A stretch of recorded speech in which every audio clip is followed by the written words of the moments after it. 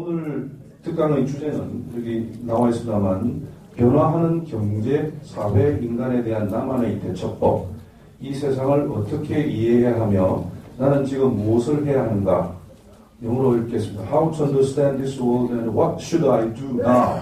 라는 제목으로 특강을 해주시겠습니다. 정 박사님들 큰 박수로 환영해 주십시오. 안녕하세요. 먼저 이렇게 자리를 마련해 주시고 초청해 주신 이용결 총장님하고 원유경 학장님 감사드립니다.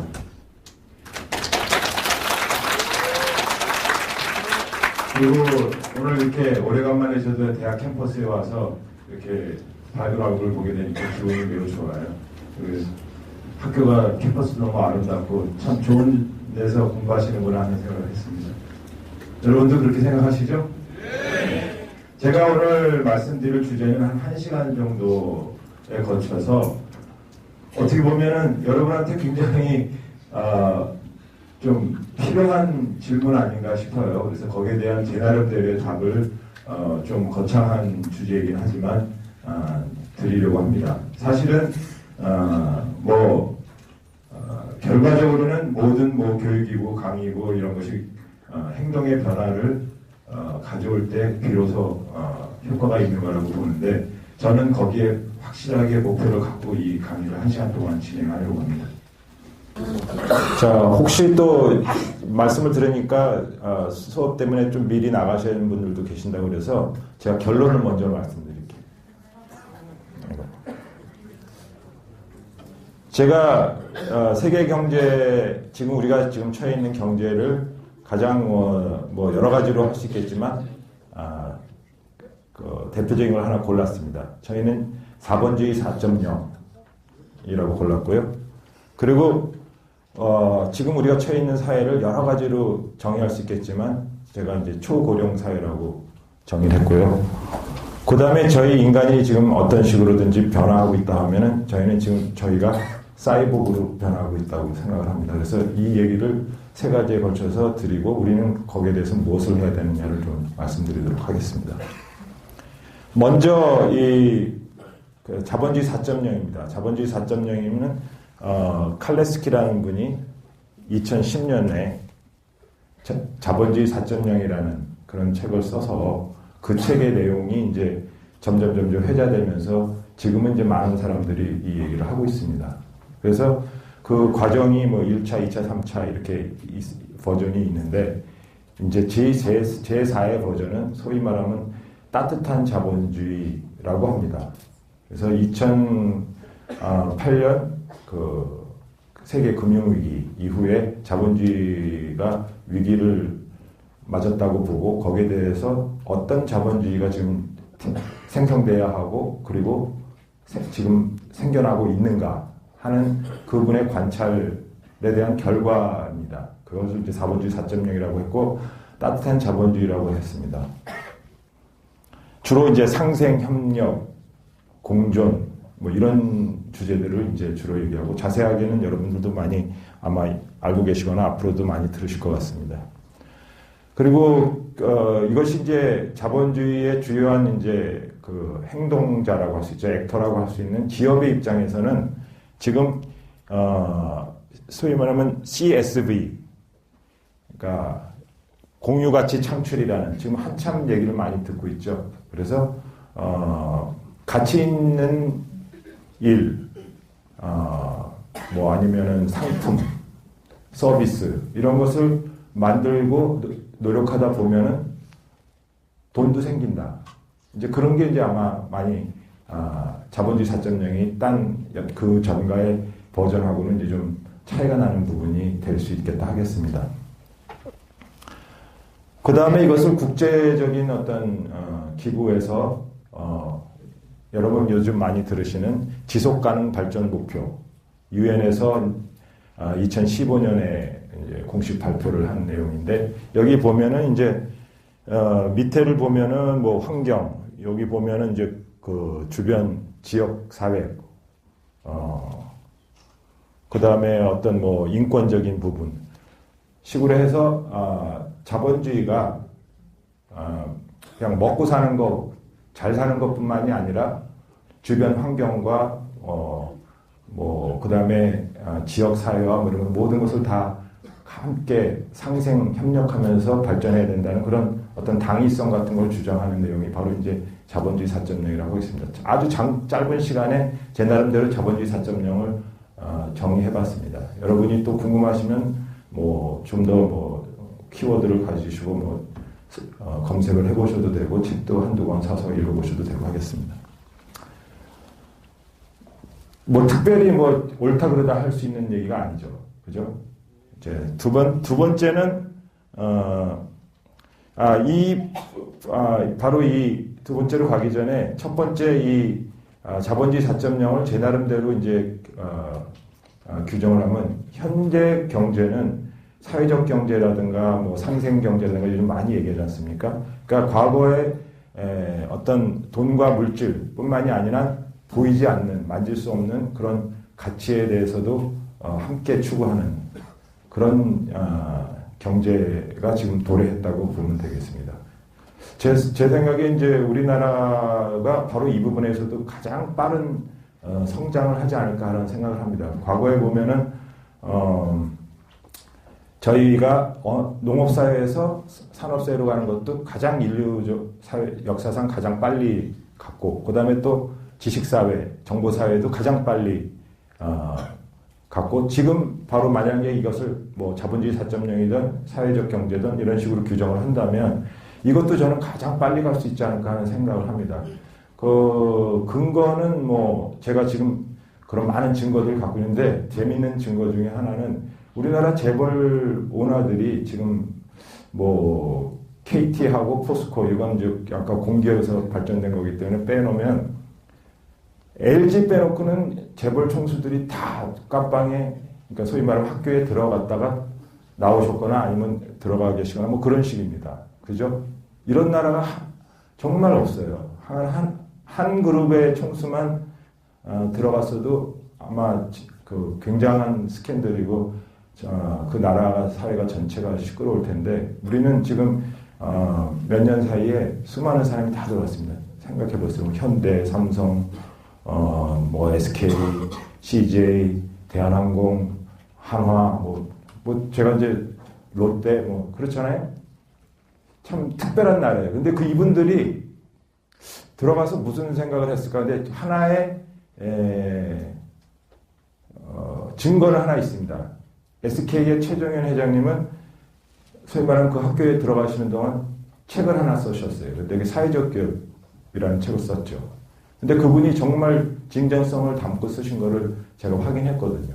지금도 그룹을 계속 그런 방향으로 지금 몰아가고 있습니다. 올해 신년사도 그렇고 그렇습니다. 하여튼 그렇고 저는 이번에 이재용 부회장도 뭐 몸이 좀 나와서 안 좋다가 지금 뭐 유럽에 가고 뭐 이러는데 제 생각에는 삼성도 꽤 이런 쪽으로 변화를 아마 가져오지 않을까 하는 생각입니다. 그러니까 이렇게 대기업들이 다 한꺼번에 사랑받는 기업이 되기 위해서 물론 기업 자체를 위해서 살아남기 위해서 하는 거긴 하지만 이 방향으로 가게끔 이 사회가 우리나라의 역사가 발전되었다는 게 굉장히 특이한 거예요. 그래서 저는 이 사회적 경제 자본주의 4.0으로 가는 것도 우리나라가 세계 어떤 나라보다 빠른 속도로 그리고 더 어떻게 보면 근본적으로 뿌리 깊게 자리 잡을 수 있지 않을까 그런 바람 섞인 그 예상을 해봅니다.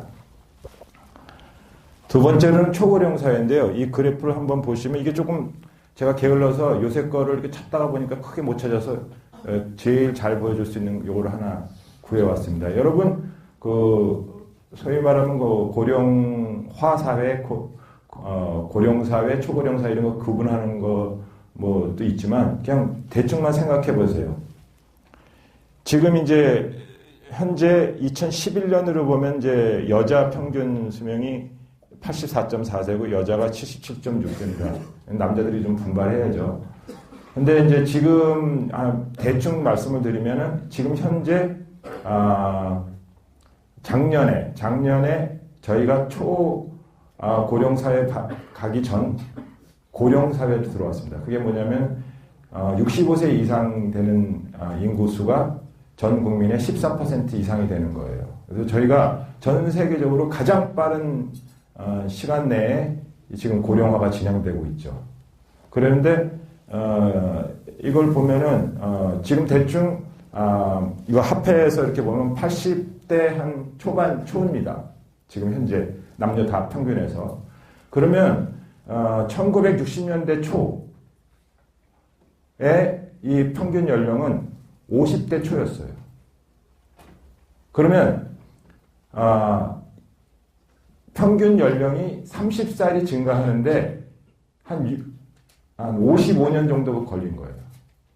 근데 그때를 이거 센서스가 계속 있었으니까 제가 이제 다 안 그렸는데 이걸 다 하잖아요. 그러면요 정말 기가 막히게 이렇게 왔다 갔다 뭐 흐름이 있는 것도 아니고 딱 일직선입니다. 그러니까 50대 초에서부터 80대 초까지 오는데 매년 무슨 어떤 변화도 거의 없이 딱 일직선 정비례를 하다 직선 하듯이 이렇게 되어 있습니다. 만약에 이제 이걸 기반으로 해서 우리가 이제 미래를 예상해 보면 여러 가지 뭐 생각을 해볼 수가 있는데 요 그림 아마 뭔지 아시는 분 혹시 계세요? 혹시 요 노벨 프라이즈 다이얼로그라고 들어보신 적 있나요? 아마 이 사회에서도 많은 분들이 그렇게 크게 이렇게 관심을 기울이지 않고 지나간 행사 중에 하나인데 작년 10월 30일 날 한국에서 있었던 행사입니다. 그러니까 노벨상 받았던 분들이 여러 명들이 와서 이제 토론을 하고 이러고 하는 건데 그 주제를 고령화로 잡았어요.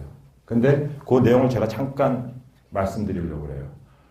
그러니까 아까 얘기한 대로 저 그래프 보듯이 통계적으로 이렇게 연구한 사람은 이미 평균 연령이 110세에 왔다라고 얘기를 했고요. 그 다음에 과학적인 근거를 가진 노벨상 수상자나 이런 분들이 뭐 여러 가지 있어요. 뭐 줄기세포, 장내 미생물, 뭐 유전학, 유전자 치료, 막 이런 것들을 갖고 이제 과학적으로 접근해서 한 사람은 정확하게 150살이라고 그랬어요. 그러니까 지금 이미 이 유전자 이런 뭐 줄기세포 우리 지금 어느 정도 기술이 왔냐면은 여러분 뭐 아일랜드라는 영화도 있고 하지만 지금 여러분 키우는 애견이 혹시 죽으면 그거 갖다 주면 그거랑 똑같은 개를 다시 말하자면 배달해줘요. 현재 과학이 그렇게 돼 있어요. 지금 원숭이까지도 복제했잖아요. 그러니까 사람을 복제하는 건 윤리적인 문제만 남아있는 거예요. 그리고 여러 가지 이런 지금 내용들이 뭐 회춘 단백질이다 그러면 진짜 근육량이 증가하고 새로운 혈관이 나오고 그러는 거예요. 그러니까 150살은 이제 현재 과학이 이제 얘기하는 게 그 정도 왔다는 거예요.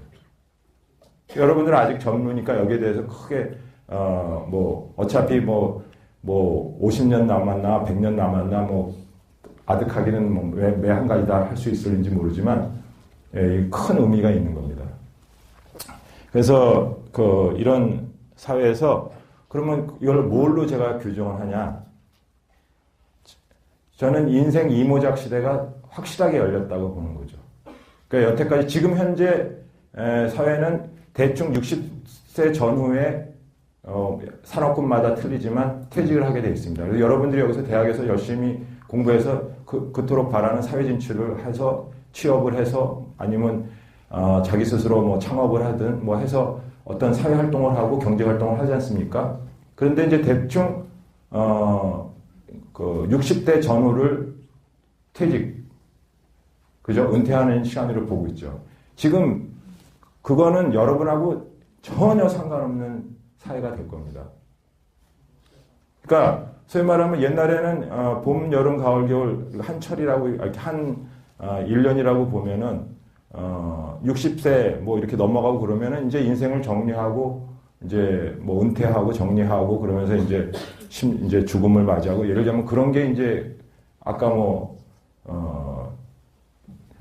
60년대 초만 하더라도 평균 연령 자체가 50대 초니까 그때는 여러분 잘 이해하지 못하겠지만 제가 어렸을 적에는 저희 어머니도 60 되셨다고 그래갖고 다 잔치하고 다 했거든요. 그러니까 근데 지금은 이제 이만큼 달라진 거죠. 그래서 여러분도 인생을 아마 이거에 맞춰서 새롭게 기획을 해야 될 거예요.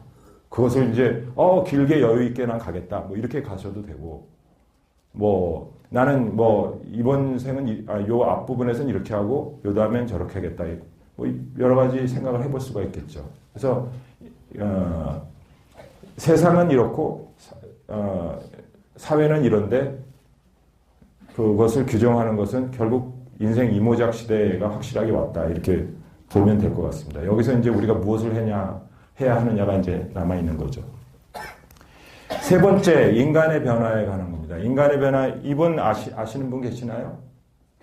커즈와일? 예. 이분이 이제 여기 보면은 죽는 나이가 네버로 돼 있어요. 이분이 그 노력을 하고 계시고 지금 구글에 이제 뭐 유명한 발명가이자 이제 뭐 21세기의 뭐 에디슨이라고 이렇게 칭하기도 하고 발명가이자 또 미래학자, 미래 예견 뭐 이런 것도 하고 뭐 공학자라고도 할 수 있고 뭐 여러 가지 이제 일을 많이 한 분인데 실제로 발명한 것이 굉장히 많습니다. 신테사이저 뭐 이런 음악 하시는 분들은 아마 이 브랜드 네임을 좀 많이 알 수 있을 거예요. 키보드하고 이런 분들은. 그러니까 이제 그런 분인데 이분이 얘기하는 것은 이제 인간이 기계가 된다는 거죠. 기계랑 인간이 거의 이제 비슷하게 된다는 거죠. 여러분을 한번 생각해 보면 여러분 지금 혹시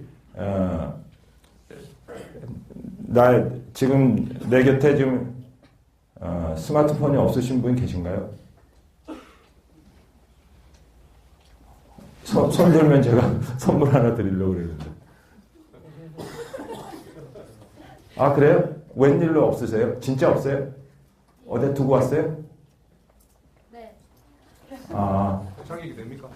네네네.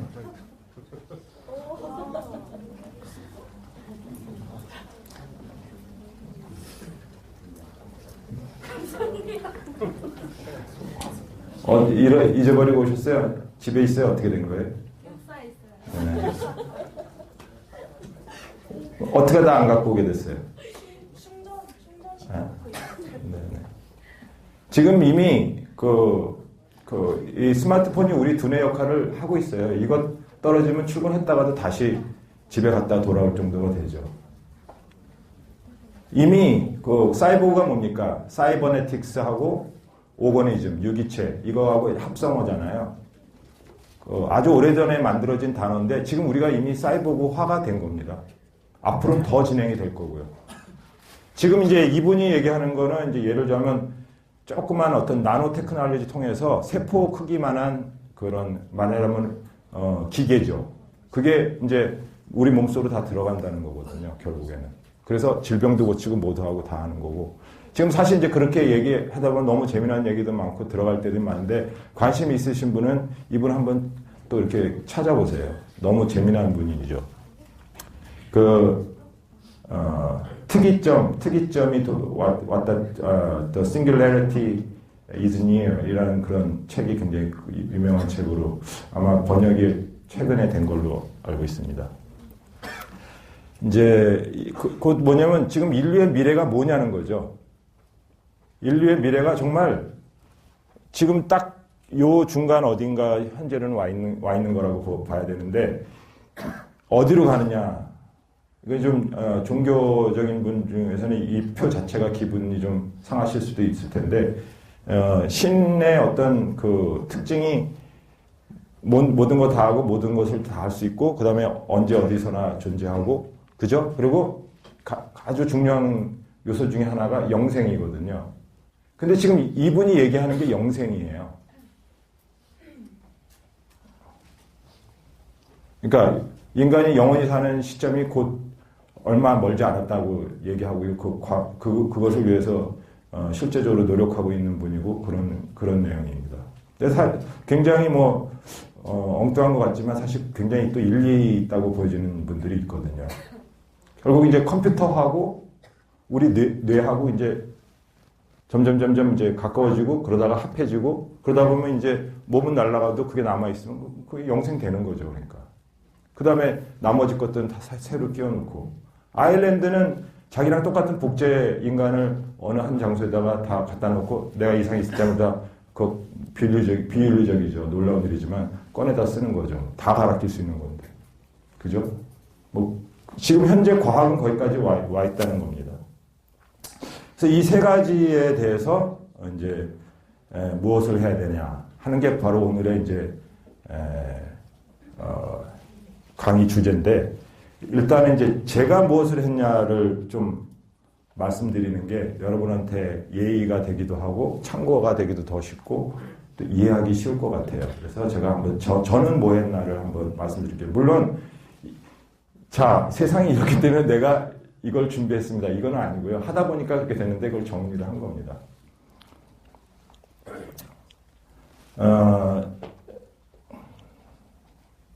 이 첫 번째 현재 경제 체제에 우리가 이런 식으로 정리했지 않습니까? 저는 그 기업 제가 하고 있는 지금 기업이 에버영 코리아라는 일종의 사회적 기업입니다. 이 기업은 뭐 사회적 공헌이라는 걸 목표로 해서 한번 제가 처음에 30명 정도의 그 나이 드신 시니어 분들을 고용해가지고 어떻게 하다가 이제 네이버가 저희 그 말하자면 고객사가 돼서 네이버가 하고 있는 뭐 맨 처음에는 그 지도 블러링이라고 여러분 네이버 지도 많이 쓰시죠? 그 네이버 지도에 이제 보면은 이게 이제 360도 카메라 갖고 계속 차가 1년 내내 돌아다니거든요. 그러면 거기 두 가지가 있습니다. 그래서 자동차 번호판하고 사람 얼굴을 지워야 돼요. 블러링 한다고 그러거든요. 그래서 이렇게 잘 안 보이게 이렇게 지우는데 그거 일을 하는 걸로 시작을 했는데 너무 일을 잘 하셔가지고 아까 얘기한 공유가치 창출이 된 거죠. 네이버는 안정되고 싼 값에 그 업무를 줄 수가 있고 시니어들은 그 일을 통해서 없던 직장을 얻고 또 동료가 생기고 그 다음에 생활을 좀 더 뭐 외롭지 않게 그 다음에 자신의 자존심도 지킬 수 있는 그런 기회가 된 겁니다. 그래서 그런 회사였는데 이게 한 4년여 만에 거의 한 500명 가까운 직원이 늘었습니다. 그만큼 이제 우리나라 그 시니어들이 경쟁력이 있는 거죠. 그래서 맨 처음에 선의로 해서 뭐 이게 이렇게 크게 될까까지는 생각을 못 했는데 하다 보니까 이렇게 되더라고요. 그래서 아까 제가 얘기한 사회적 경제 아니면 자본주의 4.0 따뜻한 자본주의 상생 이것들이 여러분이 돈과 물질 보이거나 만질 수 있는 돈과 물질이 아니라 그렇지 않은 가치를 추구할 때 그럴 때 오히려 돈과 물질도 생긴다는 거죠. 그게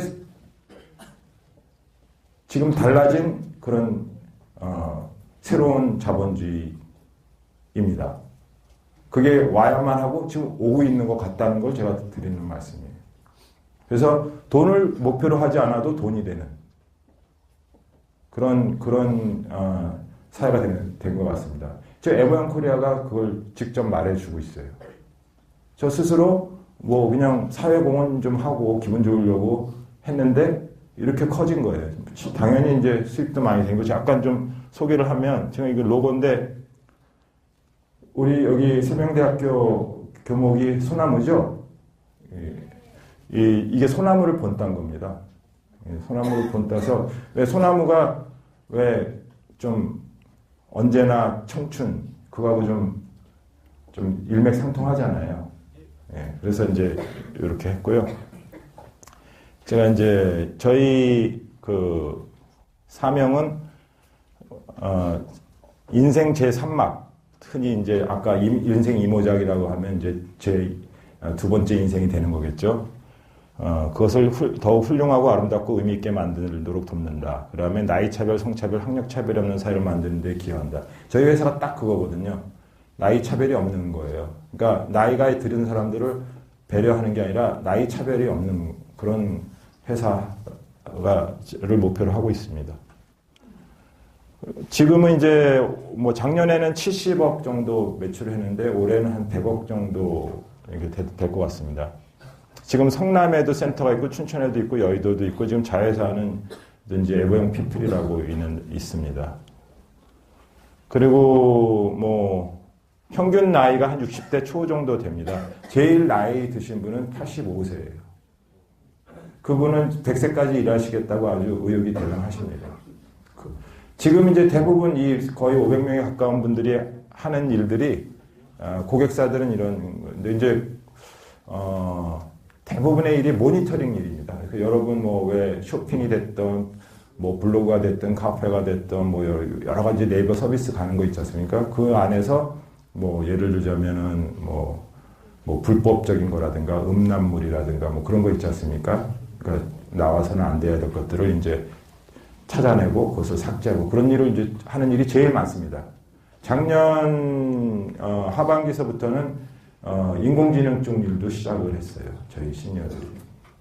이제 물론 인공지능이 아주 기획하고 뭐 이런 디자인하고 이런 상위 일은 아니고 그 좀 밑에 일이긴 하지만 그래도 이제 그런 단계까지 갔습니다. 그래서 굉장히 특히 외국 사람들은 너무 놀라워하는 거예요. 외국 소위 말하면 시니어들은 텔레비 리모컨도 좀 잘 뭐 이렇게 서투른 그런 사람들이 많은데 IT 일을 한다고 그러니까 너무 놀라워서 사실 세계의 어떤 언론들이 저희 회사 취재를 많이 했어요. 뭐 워싱턴 포스트니 텔레그래프니 뭐 하다못해 중국의 CNN이 뭐 유럽, 중국 뭐 굉장히 많이들 재밌어 하더라고요.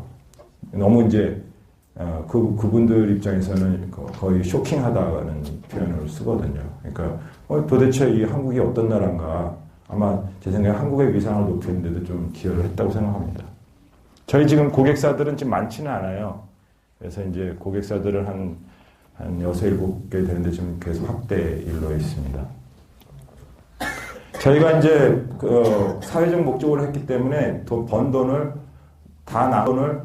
말씀드리고 나눠가긴 하지만 그래도 나눠가는 것보다는 또 좋은 데 쓰는 게 좋다 생각해갖고 사회봉사를 많이 합니다. 그래서 저희 직원들이 지금 몇 년 동안 뭐 주변에 연세 드신 분들이나 이런데 스마트폰 교육을 한다든가 초등학생들한테 코딩 교육을 한다든가 그 다음에 심지어는 여기 이제 필리핀의 나보타스인데 이제 지금 작년하고 재작년에 시작해서 지금 계속 하고 있는데 그 필리핀에 이제 좀 못 사는 도시에 있는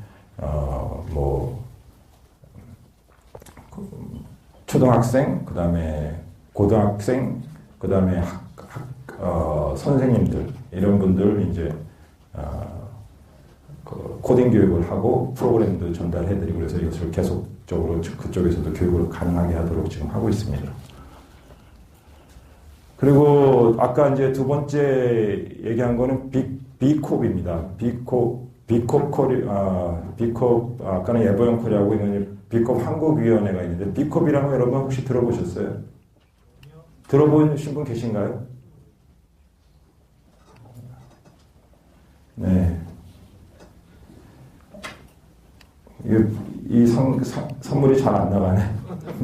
근데 이제 비콥이 뭐냐면, 콥이 이제 CORP를 이제 우리나라식으로 발음한 거고, B는 알파벳 B입니다. 그래서 이제 B가 benefit의 그 앞글자를 딴 거죠. 그래서 보통 일반 회사들이 profit을 목표로 해서 움직인다면 이 회사는 profit이 아니라 benefit을 위해서 움직이는 회사입니다. 지금 세계적인 사회운동화가 되고 있어요. 여러분 관심이 있으시면 한번 꼭 이거 좀 찾아보고 이렇게 하시길 바랍니다. 그러니까 이제 이거는 완전히 기업 활동하고 관련된 사회운동입니다. 그러니까 기업을 통해서 사회를 바꾸려고 하는 거죠. 좀 더 착하고 좋은 사회로. 영어 뜻이 바로 그렇습니다. 그냥 그 다음에 이제 각자의 기업들은 세계에서 최고가 되려고 목표로 하는 게 아니라 세계를 위해서 최고가 되는 그런 목표를 하는 기업들이 지금 모여 있습니다. 아주 세계적으로 아주 큰 기업들, 유명한 기업들도 많이 지금 들어가 있습니다. 특히 지금 우리나라도 지금 한 12개 정도 지금 B컵 인증을 받았는데요. 여러분이 알만한 데가 소카 아시죠? 예, 이거 소카가 지금 B컵이고요. 그다음에 여기 제너럴 바이오도 아주 젊은 친구가 하는 기업인데 지금 매출이 한 거의 3천억 정도 되는 걸로 알고 있습니다. 다 좋은 뜻으로 이 트리플래닛이라는 거. 그러니까 또 크고 작은 회사들이 있는데 정말 성공적으로 되는 회사들이 많이 나오는 거예요. 전 세계적으로 이게 대유행입니다. 미국 같은 경우에는 30개 주 정도가 다 법제화를 B컵 법제화를 하고 그럴 정도. 우리나라도 아마 지금 이제 계속 올해 작년에 국제회의를 했습니다. 이분은 지금 현재 미국 대사 대리입니다. 이분은 이제 파타고니아에서 온 분이고 뭐 하여튼 그런 그리고 작년 가을에 발기인대 B컵 한국연의 발기인대회를 했습니다.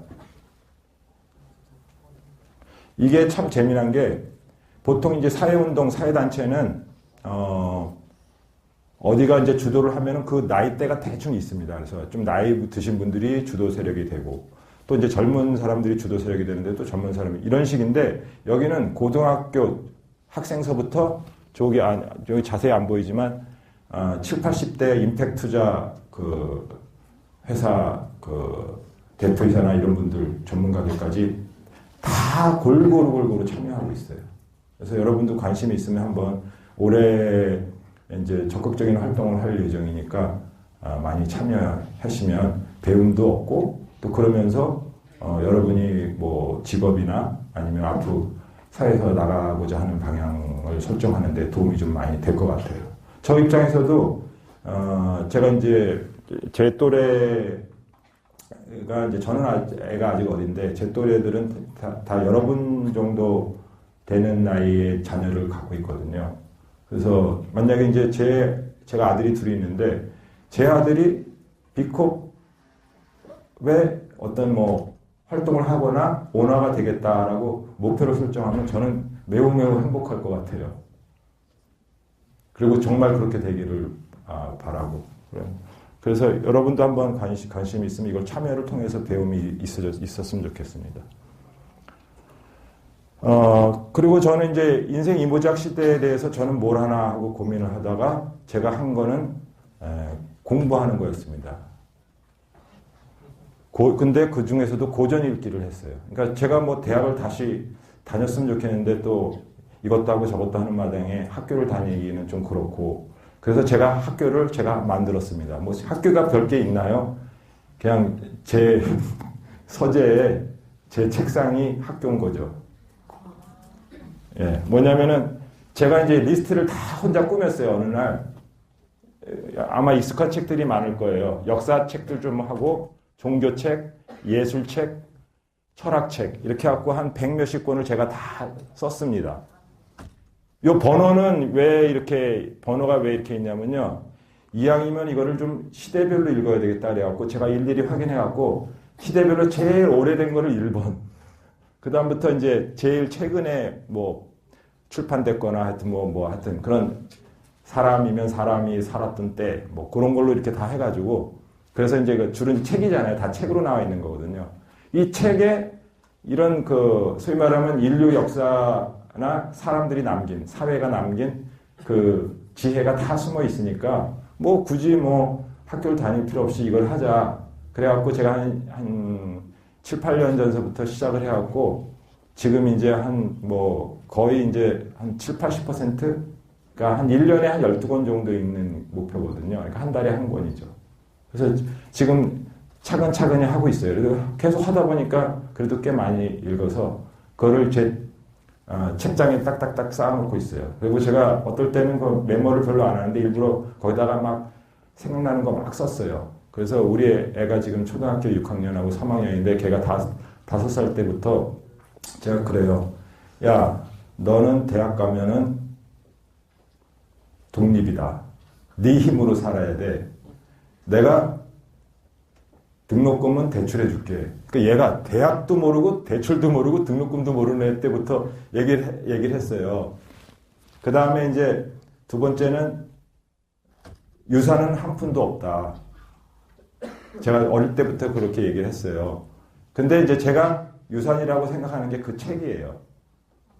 근데 아들이 둘이라서 이걸 어떻게 할지 반반씩 나눠야 될지. 근데 그게 이제 제 유산이라고 저는 이제 생각을 하고 있어요. 그러니까, 어느 날은 우리 애가 이제 일요일 날 무슨 이렇게 이렇게 뭐 거실에서 이렇게 앉아 있는데 이놈이 딴 일을 하다가 나를 막 찾아오는 거예요. 그러더니 한 2, 3년 전에 그러더니 아빠 그런데 진짜 한 푼도 없는 거야 그러더라고요.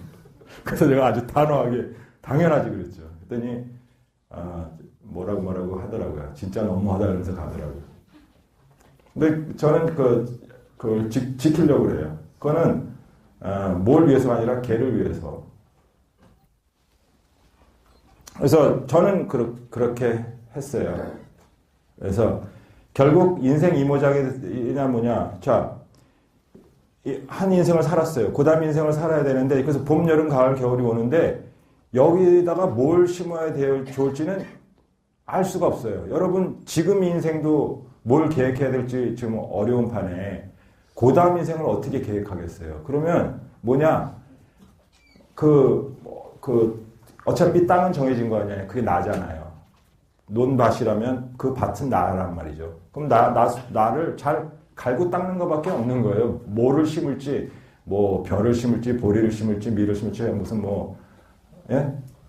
모르는 거죠.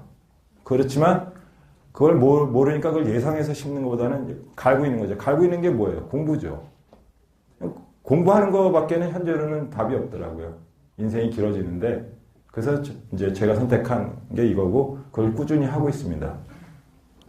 제 생각엔 이거는 이제 결실이 곧 있을 거라고 생각해요. 제가 이제 아직 인생 두 번째 라운드는 아직 안 가고 아직 첫 번째 라운드 이제 막판 쪽으로 달려가고 있는 그런 쪽이라.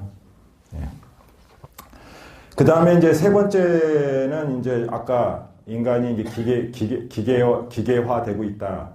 그래서 기계화되고 있다는 것, 그 다음에 또 영생이라는 그런 차원에서 우리가 이제 지금 아까 인간의 변화를 뭐로 보냐면 인간성의 상실이라는 부분이 상당히 있는 것 같아요. 그래서 이제 그런 부분에 대해서 저는 이제 뭘 했냐면 저는 습관 만들기를 꾸준히 했다고 저는 답을 할 수가 있을 것 같아요. 이것 때문에 이걸 한 게 아니라 제가 이제 여태까지 한 거를 정리를 한 거죠. 그 습관에 대해서 그래서 제가 오늘 이 부분이 가장 중요한 부분입니다. 제가 여러분한테 말씀드리고자 하는 핵심이 여기 있어요. 앞에 것들은 다 그냥 서론이에요. 이분 아시는 분 계세요? 하라리? 유발 하라리. 예. 그죠? 두 권 드릴 수는 없으니까.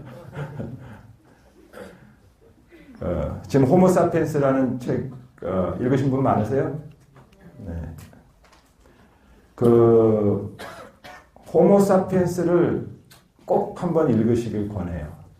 너무나도 뭐 지금 이제 베스트셀러를 지나서 이제 스테디셀러를 계속 하고 있는데 그러면 이제 세상을 이해하는 많은 지혜를 얻을 수가 있을 거예요. 근데 이분이 그러면 우리가 거기에 대해서 이분이 이제 그 책에서도 얘기하는 게 인간은 저 무슨 조그만 유기체에서부터 다세포 생물 어쩌고저쩌고 해서 호모사피엔스까지 와서 앞으로 어디로 가냐? 이분도 영생으로 간다고 그랬거든요. 영생이 지금 다가와 있다고 보는 거예요. 유발 하라리도. 그래서 그러면 우리가 뭘 하냐 해서 이분이 대답을 한 게 감정, 지능, 마음의 균형이 중요하다. 이 두 가지를 얘기했거든요. 저는 그건 당연히 참고하지만 저는 이렇게 제시하고 싶어요. 저는 결과적으로 유연성과 적응력. 이거는 어떻게 보면 너무너무 당연한 얘기겠죠. 그럼 도대체 유연성의 적응력은 뭐냐? 심지어는 앞에 감정지능, 마음의 균형 이거 다 애매한 얘기잖아요. 근데 애매한 얘기임에도 불구하고 뭔지는 여러분이 다 알죠. 그죠? 그래서 제가 조금 더 자세하게 설명을 할 거예요. 여러분이 주로 여기 이제 인문대학 분들이 많으신 걸로 제가 알고 있는데, 그때 이제 인간을 설득하는 세 가지 요소, 이제 아리스토텔레스가 이제, 정리한 부분인데, 소위 말하면 파토스, 로고스, 에토스라고 얘기하잖아요.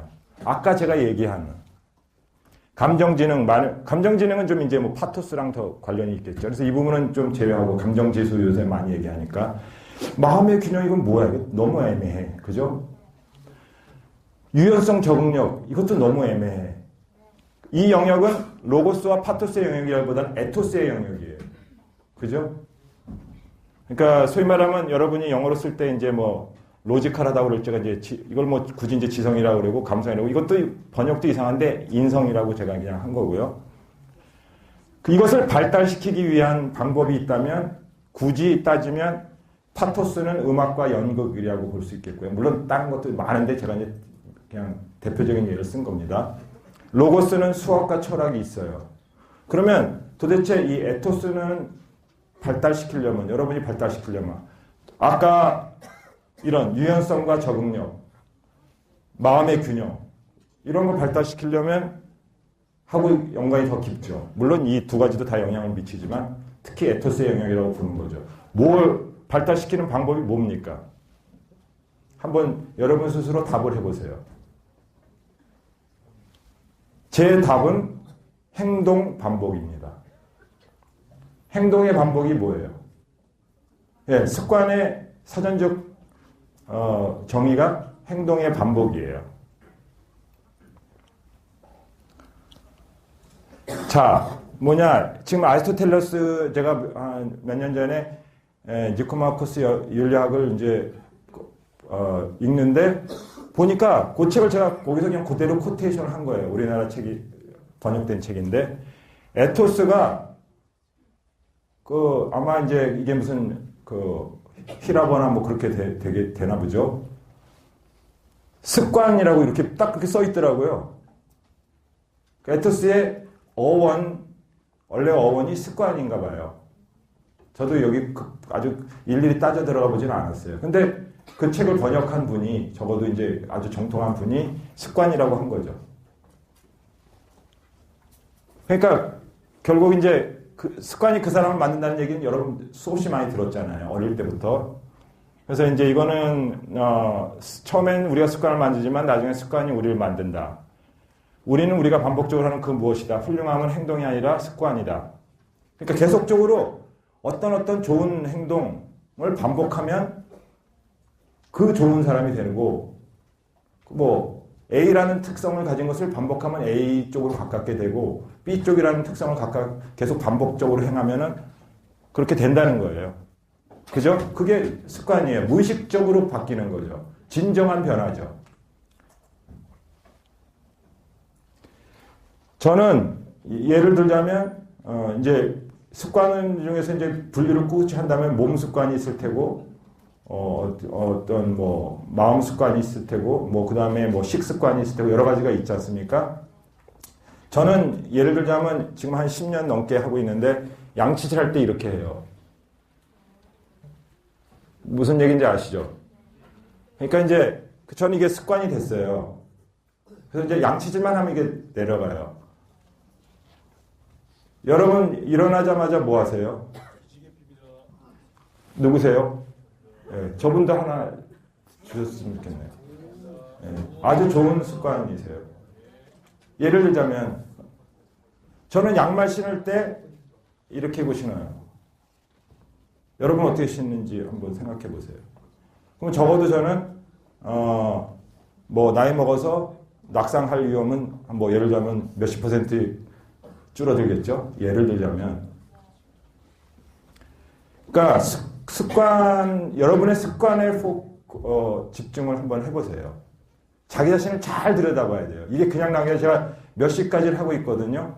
저는 예를 들자면 저희 집에 들어갈 적에나 회사에 들어갈 적에 항상 어디를 가든지 문이 있어요. 문고리가 있고 뭔가를 만지거나 밀거나 뭐 돌리거나 해야 들어가죠. 그죠? 저는 그 집하고 회사 그런 중요한 때이죠. 매일매일 거의 반복하는 거죠. 그때 나한테 집이 있어서 고맙다.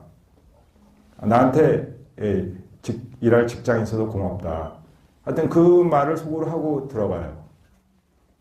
그러니까 좀 가정이나 직장이 좀 더 저한테 더 행복을 조금 더 주게 되는 거죠. 내가 만드는 거예요. 거기는 그대로 있어도. 그죠? 이제 그런 습관들 여러분 한번 잘 들여다보세요. 그러니까 여러분이 노력이나 시간을 그다지 안 해도 만들 수 있는 그 습관이 뭔가를 잘 생각해 보세요. 오늘 이 기회로. 제가 오늘 드리고 싶은 여러분의 선물이고, 여러분한테 주는 선물이고, 이거는 수백만 불, 수천만 불 이상의 가치가 있다고 저는 확신하고 있거든요. 그래서 그러려면 여러분을 잘 들여다봐야 돼요. 아주 아침 일어나서부터 자기 전까지를 잘 들여다봐야 돼요. 그래야 거기서 아주 조그만 거에서 그게 나와요. 그 다음에 제가 방법을 좀 하면 저는 그것을 뭐라고 정의하냐면 몸, 마음, 속 근육 강화 습관이라고 그래요. 마음에도 근육이 있다면 그죠? 그런 거죠. 그러니까 그거를 뭐 제가 대표적인 질문을 통해서 한번 보여드려 볼게요. 좀 뭐 건강에 관련된 것도 좀 있고 마음에 관련된 것도 있고 사회생활이라든가 뭐 이런 거하고 관련된 것들이 있는데요. 그냥 질문을 몇 개 던져본 거예요. 여러분한테도 질문을 해보고 그 다음에 여기서 내가 행동의 반복을 할 수 있는 게 뭐가 있느냐. 그걸 찾아내야 돼요. 그러려면 내 자신을 잘 들여다봐야 돼요. 나의 하루 생활, 일주일, 1년. 그러니까 반복은 매일매일 할 수도 있고 시간마다 할 수도 있고 일주일마다 할 수도 있고 심지어는 뭐 1년 단위로 하면 그건 좀 그렇긴 하죠. 근데 뭐 예를 들면 제사 같은 거는 1년 단위로 하잖아요. 그죠? 근데 그것도 꽤 의미가 있잖아요. 그런 식으로 하여튼 뭔가 반복할 수 있는 거, 행동을 반복할 수 있는 것이 뭔가를 잘 들여다보고 그것을 실천에 옮기는데 제가 여기서 또 중요한 하나의 팁을 드릴게요. 그것을 결정을 한 가지만 하세요. 너무 여러 가지 하지 말고. 그것이 몸에 관련된 게 됐건 먹는 거에 관련된 게 됐건 마음에 관련된 게 뭐가 됐든지 간에 한 가지만 하고 그것도 더 잘게 쪼개보세요. 그러니까 뭐냐면 야 이것도 못해? 저는 예를 들면 샤워할 때요. 머리 감을 때 이렇게 감아요. 지금 제가 뭐 하고 있는지 짐작하시죠? 제가 이거 할 적에 이걸 이렇게 해서 자극을 주는 게 아니라 제가 이걸 머리로 제 손을 밀고 있는 거예요. 그러니까 저는 그걸 하면서 소위 말하면 디스크 방지 운동을 하고 있는 거죠. 전후 좌우. 똑같은 행동을 해도 다르게 할 수 있는 거예요. 그게 잘 들여다봐야 돼요. 그게 수백, 수천 가지를 할 수가 있어요. 여러분이 다 고를 수가 있어요. 정 안 되면 예를 들면 밥 먹을 때 텔레비 보지 않는 습관이라도 키우면 그것만 해도 돼요. 그러니까 뭘 하는 습관도 있지만 안 하는 습관도 키울 수 있죠. 그죠? 그런 것처럼 뭘 잘 들여다보세요. 이렇게 하나만 하세요. 근데 뭐 여러분 술 끊거나 담배 끊거나 이런 거는 제발 하지 마세요. 왜냐면 그건 너무 초기에 어려우니까 이런 거예요. 그리고 제가 이제 예를 들면 그거 마음에 든다. 양치할 때나 스쿼트 할게. 그러면 이제 제가 얘기하는 게 있어요. 절대 10개, 20개 하지 마라. 한 개만 해라. 그러면 제가 뭐 이거 보세요. 자, 이렇게 골라서 몸 습관으로 왔어. 몸 습관으로 와서 나는 양치를 할 때 스쿼트 하는 거로 자, 정했어. 딱 한 가지만 정해서 그거 정했어. 양치를 할 때 이거 하나도 못해요? 아유, 이것도 못해 내가? 그걸 갖고 붙잡고 들어가는 거예요.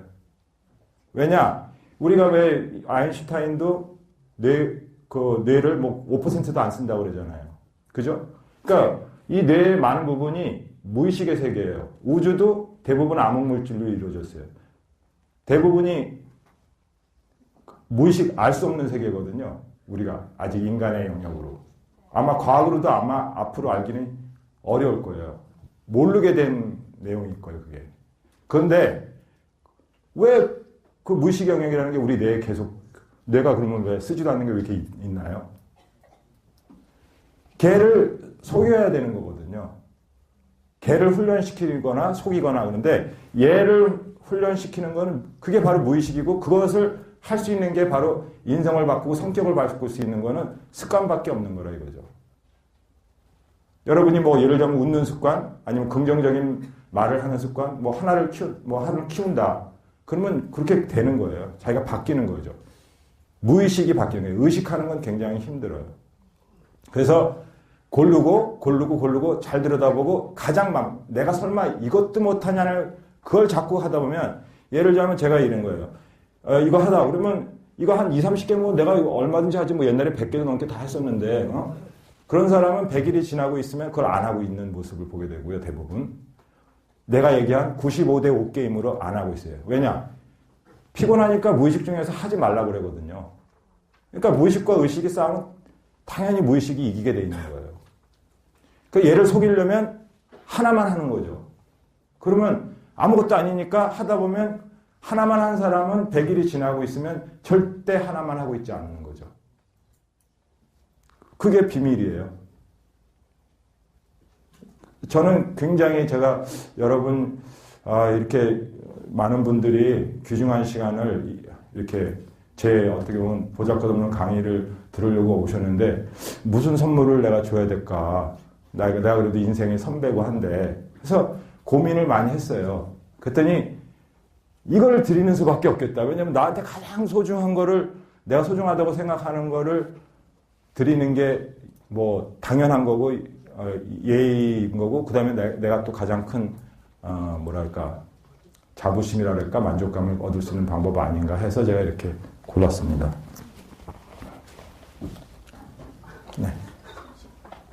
네, 시간이 이제 딱 된 것 같습니다. 여러분 꼭 좋은 습관 만드시길 바라면서 제 강의 마치겠습니다.